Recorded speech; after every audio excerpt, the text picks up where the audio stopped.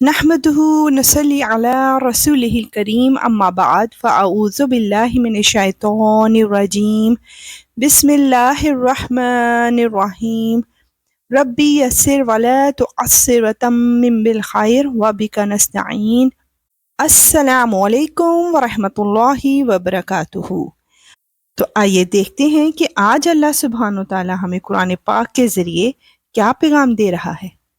آیت 85 to 86 میں اللہ سبحانہ و تعالیٰ فرما رہا ہے کہ صبر کرنے والوں کو اللہ تعالیٰ کی رحمت عطا کی جاتی ہے، اور اسماعیل علیہ السلام اور ادریس علیہ السلام اور ذوالکفل علیہ السلام کو دیکھو، یہ سب صبر کرنے والوں میں سے تھے اور ان کو ہم نے اپنی رحمت میں داخل کر لیا تھا، یقیناً ان کا شمار نیک لوگوں میں ہے۔ سبحان اللہ۔ سورہ انبیاء کی آیت 87 to 88 میں حضرت یونس علیہ السلام کی دعا کی قبولیت کا ذکر آیا ہے، اور مچھلی والے پیغمبر یعنی یونس علیہ السلام کو دیکھو، جب وہ خفا ہو کر چل کھڑے ہوئے تھے اور یہ سمجھتے تھے کہ ہم ان کی کوئی پکڑ نہیں کریں گے، پھر انہوں نے اندھیریوں میں سے آواز لگائی کہ یا اللہ، تیرے سوا کوئی معبود نہیں، تو ہر عیب سے پاک ہے، بے شک میں قصوروار ہوں۔ اس پر ہم نے ان کی دعا قبول کی اور انہیں گھٹن سے نجات عطا کی، اور اسی طرح ہم ایمان رکھنے والوں کو نجات دیتے ہیں۔ اللہ اکبر۔ میں آپ سے ریکویسٹ کروں گی کہ ان آیات کی حقیقت اور بیک گراؤنڈ کو جاننے کے لیے تفسیر ضرور سنیے گا۔ اللہ ہم سب کے علم میں اضافہ فرمائے انشاءاللہ۔ نیکسٹ 2 آیات میں حضرت یحییٰ علیہ السلام کی معجزانہ ولادت کا ذکر کیا گیا ہے، اور زکریا علیہ السلام کو دیکھو، جب انہوں نے اپنے پروردگار کو پکارا تھا کہ یا رب، مجھے اکیلا نہ چھوڑیے اور آپ سب سے بہتر وارث ہیں، چنانچہ ہم نے ان کی دعا قبول کی اور ان کو یحییٰ علیہ السلام جیسا بیٹا عطا کیا، اور ان کی خاطر ان کی بیوی کو اچھا کر دیا۔ یقیناً یہ لوگ بھلائی کے کاموں میں تیزی دکھاتے تھے اور ہمیں شوق اور رعب کے عالم میں پکارا کرتے تھے، اور ان کے دل ہمارے آگے جھکے ہوئے تھے۔ سبحان اللہ۔ 91 آیت میں حضرت مریم علیہ السلام اور حضرت عیسیٰ علیہ السلام کے اعزاز کو ہائی لائٹ کیا جا رہا ہے، اور اس خاتون کو دیکھو جس نے اپنی عصمت کی حفاظت کی تھی، پھر ہم نے اس کے اندر اپنی روح پھونکی اور انہیں اور ان کے بیٹے کو دنیا جہاں کے لوگوں کے لیے ایک نشانی بنا دیا۔ اللہ اکبر۔ نیکسٹ 2 آیات میں بتایا جا رہا ہے کہ تمام انبیاء علیہ السلام کا ایک ہی مقصد تھا۔ آئیے جانتے ہیں کہ وہ کیا۔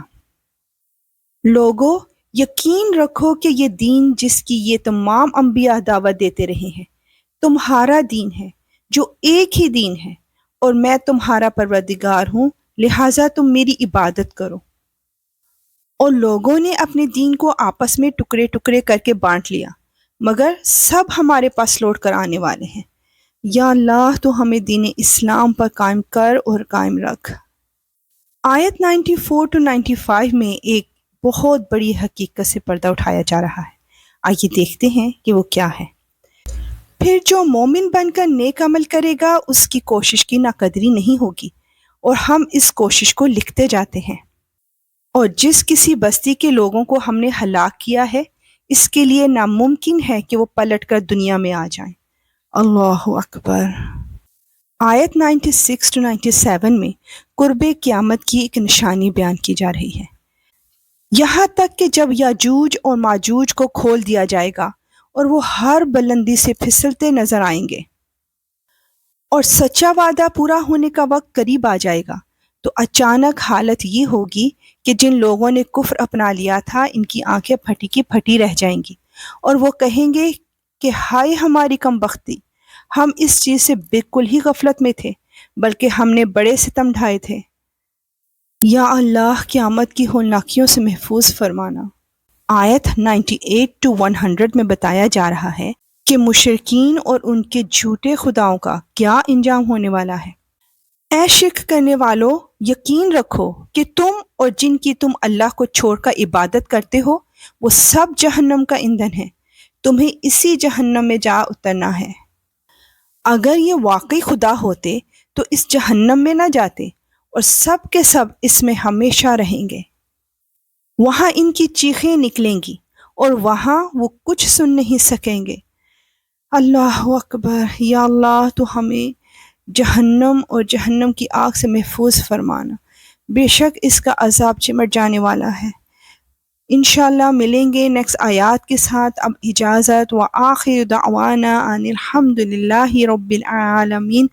سبحانک اللہم وبحمدک، اشہد ان لا الہ الا انت، استغفرک واتوب الیک۔ السلام علیکم ورحمۃ اللہ وبرکاتہ۔